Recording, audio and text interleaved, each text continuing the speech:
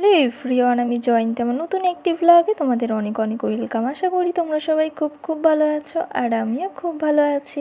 তো আজ হচ্ছে কি বুধবার, আর এখন বাজে এই সন্ধ্যে 6:30টার মতন।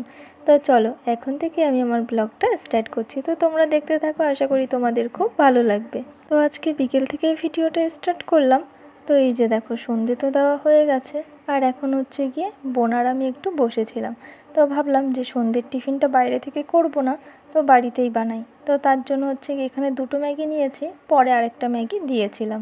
তো চলো সমস্ত কিছু নিয়ে রান্নাঘরে চলে এসেছি।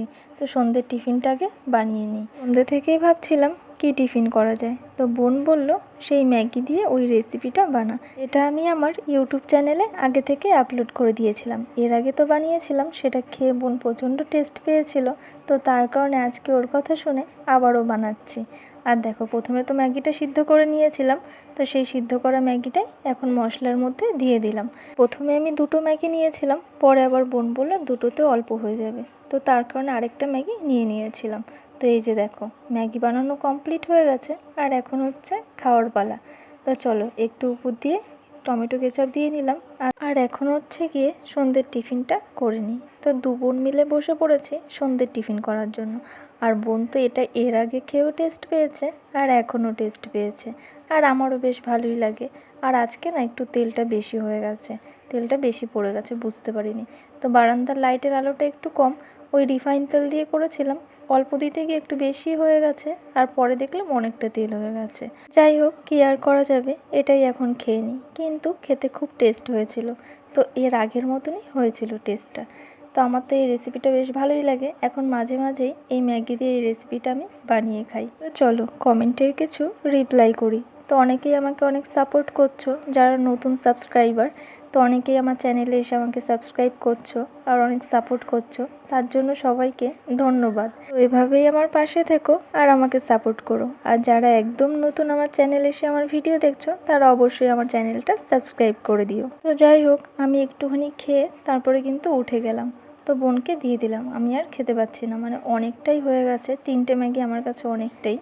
তো প্রথমে আমি 2টো ম্যাগি নিয়েছিলাম, বোন বলল 2টোতে হবে না, তার কারণে আবার 3টে নিয়েছিলাম। তো আমি যেটুকুনি খাওয়ার খেয়ে নিয়েছি, আর বাদ বাকিটা বোনকে দিয়ে দিলাম, বললাম তুই খেয়ে নে। খুব একটা বেশি ছিল না, অল্প ছিল। তো ওকে আমি লাস্টেরটুকু দিয়ে দিলাম। আর আমার তো খাওয়া কমপ্লিট হয়ে গেছে, আর বোন এখন বসে বসে খাচ্ছে। তো চলো, খাওয়া দাওয়া কমপ্লিট হয়ে গেছে, সন্ধ্যের টিফিনটা হয়ে গেছে। এদিকে মা আবার বললো একটু মশলা করে দিতে। তো যাই হোক, এখন একটু রান্না হবে, তার কারণে মাকে একটু মশলা করে দিচ্ছি। মা তো এই মিক্সচার মেশিন চালাতেই পারে না, তো ভয় পায়। তো এর আগে একবার চালাতে গেছিলো, তখন চোখে মুখে ছিটে গেছিলো। তারপর থেকে আর মিক্সচার মেশিনটা ধরে না ভয়ে, বলে তোরাই করে দে, হয় বোন করে দেয়, না হলে আমি করে দিই। তো তার কারণে মা নিজে করে না, আমাদের দিয়েই করায়। তো মাকে একটু মিক্সচার মেশিনে মশলা করে দিলাম, তারপরে বসে পড়লাম পাট শাক নিয়ে। তো এই যে দেখো, এই পাট শাকটা সন্ধ্যের সময় দাঁড়িয়েছিলাম, মানে সন্ধ্যে না, বিকেলের দিকে রাস্তার সামনে দাঁড়িয়েছিলাম। তখন দেখলাম একটা দাদু যাচ্ছিল। তো 2টো শাকের আটি ছিল, এই যে এরকম 2টো ছিল। তো আমার পাশের বাড়ি একজন নিয়েছে, আর আমরা নিয়েছি। প্রথমে আমিই ডাক দিয়েছিলাম, তারপর ওনার বিক্রি হয়ে গেল। তো 2টো ছিল, বিক্রি হয়ে গেছে। তো এই পাট শাকের আটিটা নিয়েছে 10 টাকা, তো অনেকটাই কম নিয়েছে। আর বাজারে গেলে 20-30 টাকা নিয়ে নিত। তো ছোট ছোট পাট শাকের আটি দেয়, আর সেগুলো এক একটা নেয় 10 টাকা 15 টাকা। এই আটিটার মধ্যে অনেকটা শাক ছিল। তো ভেবেছি একটা ভাজা খাবো, যেগুলো একটুখানি বড় বড় পাতা সেগুলো ভাজা খাবো, আর যেগুলো একটুখানি ভালো পাতা, মানে কচি কচি সামনের পাতাগুলো, তো সেগুলো দিয়ে হচ্ছে ডাল খাবো। তো মা বলল পাতাগুলো এইভাবে বেছে দে। তো যাই হোক, প্রথমে বুঝতে পারিনি, তারপরে আবার একটু দেখিয়ে দিল। আর বোন ওই সাইডে পাতা বাচ্ছে, আর আমিও এখানে বসে বসে পাতাগুলো বেছে দিচ্ছি। আর পরে দেখলাম মাও আবার আসলো, এসে বসে বসে আমাদেরকে দেখিয়ে দিল। তো এরকম 3জনে মিলে একসাথে বসেছি, আর পাতাগুলো বাছা হয়েও গেছে, খুব একটা বেশি সময় লাগেনি। আর আমি তো কখনো একা শাকই বাছতে বসি না, কারণ আমার 1 ঘন্টার উপরে লেগে যায়, এত সময় লাগে, শাকগুলো আমি বাছতেই পারি না। তো যাই হোক, এখন একটু মার সাথে বসে বসে শিখে গেছি। আর আমার অনেকটাই সময় লাগে। এই দেখো, ঝুড়িতে যেটা রেখেছে ওটা ভাজা খাওয়ার জন্য, আর যেটা হচ্ছে গিয়ে গামলার মধ্যে রেখেছে ওটা হচ্ছে গিয়ে ডাল খাওয়ার জন্য। তো শাক বাছা তো কমপ্লিট হয়ে গেছে, আর তারপরে মা রান্নাঘরে গিয়ে রান্নাটাও সেরে নিয়েছে। আর আজকে আমাদের রান্না হয়েছে রুই মাছ ঝিঙে দিয়ে আর ডাঁটা দিয়ে ঝোল।